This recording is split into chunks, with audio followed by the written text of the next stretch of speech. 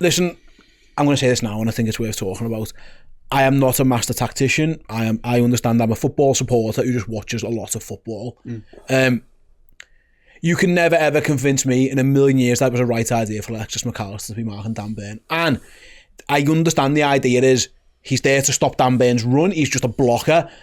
But the second Dan Burn wasn't running, Steve, somebody somewhere has to make that change. He got his head on 3 headers, the third of which, it was, I mean, shock horror he scored off it. Like, who'd have thought that?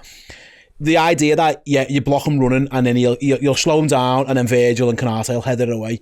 If they just don't let him run into the box, they let him peel off like they did a couple of times, keep it away from Virgil and Canate, who were heading everything.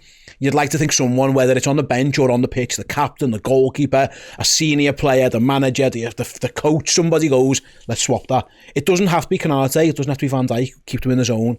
It can be Szoboszlai, it can be Gravenberch, it can be Kwanzaa. Could have been Jota. It could have been decent in there. Just anyone, because Alexis is game, don't get me wrong. That is an impossible challenge. He cannot win that header. No. It feels to me like somebody has to take ownership of that situation and go, that can't happen. We got away with it once. You know, he nods it down and there's a bit of a scramble and we got rid of it.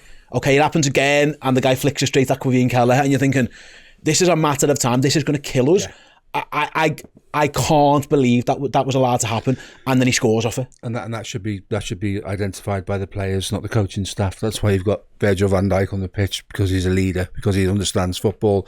That's why you've got Andy Robertson, who made 2 brilliant blocks at one stage as well, and they got in round the side of us there. Zonal marking's difficult because you're marking zones, and then the rest of it's kind of like pick up and block runs.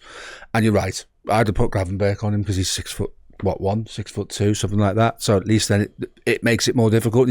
I don't know whether he's more physical than Mac Allister, because like you say, Mac Allister's game. So what do you do? Well, he's our smallest player on the pitch, Mac Allister. Yeah, it's designed to stop him running into an area where he can hurt you. And that's the problem. He stopped him, would he? Well, that's what it's designed for. Through him. But that's what it's there for. I understand the logic. I get it, but they were clever. Yeah, no, they were just clever. Well, why have Dan Burn run anywhere near Virgil van Dijk or Ibu Konate and the ball go near them too? Exactly right. Because they were heading everything away. They were so clever, John. They just thought, you know what, we'll let them peel off. Even beyond that, after they'd scored, when everyone's expecting the same thing, they don't do that. And Joe Linton goes round the back and he gets the ball into the middle. I think they scored the offside goal from it.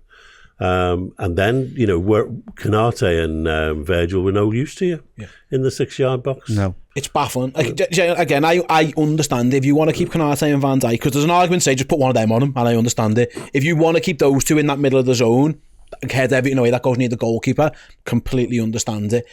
The second because it's clever from Newcastle, the second they say to Dan Burn, just peel away. Don't bother going in there, mate. Just they're marking you with this little fella, just stay back. Someone has to react there. And again, I take your point, the players on the pitch, but also I would still expect there are 85 backroom staff in a football, you know, exaggerating, but there's a manager, there's an assistant manager, there's a coach, there's the analyst, there's all kinds on the bench. They've all got iPads, they've all got screens. It can't be that hard to just whistle on and go, Gravenberch, or actually Jarell, we've got a massive right back here, because that's the advantage of playing a right back, a centre back, a right back rather, that you've got next to big fella on the pitch. Can you just go and stand anywhere near this big giant who keeps winning every header, please? 100%. Like, I understand football is more complex than we're making it out, but sometimes it's really, really simple. And that's what annoyed me about that goal. It's that, how easy was that and how predictable was that? It reminded me, Steve, and you probably remember back, there was a while where Tim Cahill kept scoring headers against Liverpool. Yeah. All the time when we zonal marked. And then one day, Rafa Benitez just marked him with Dirk Kuyt and said, everyone else is in his own, but you can stand on him because you're a similar height in your game for a fight. And it half worked. Why isn't someone doing that? Dan Burn said he couldn't believe it either. He said crazy. He said he was looking at Mac Allister, and Mac Allister didn't even know where the ball was because he's looking at him. Yeah. So, I mean, I felt for Alexis. That is you can't win that situation. Well, and listen, he wasn't great, and he should have been looking at the ball better. But what can he do? It's impossible. It's like go and get in a ring with Mike Tyson and have a fight. Well, I'm going to get beat up. Like, there are some things that are just not possible. I found that, Steve, that is very concerning. You can underperform, and you can have bad days, and Liverpool did. But that for me is inexcusable. Yeah, it is. It's. I'll go back to what I said. At the end of the day, you've got professional footballers, and you have to be able to solve problems on the pitch. We've always had players who've been able to solve problems on the pitch, and we just let it happen. And once he gets the run on him, he's never stopping him. It is a good header, to be fair. It's a good goal from a Newcastle perspective. The ball in's brilliant, flat and pace. The pace is on the board, doesn't have to do much with it. But you've got to, you're right. You've just said it there. Quansah was your man. Go and stick Quansah on. Quansah's 6'3", 6'4", whatever he is. And he would be able to track the run, would be able to just stand still. Just stand in the way he wants to run.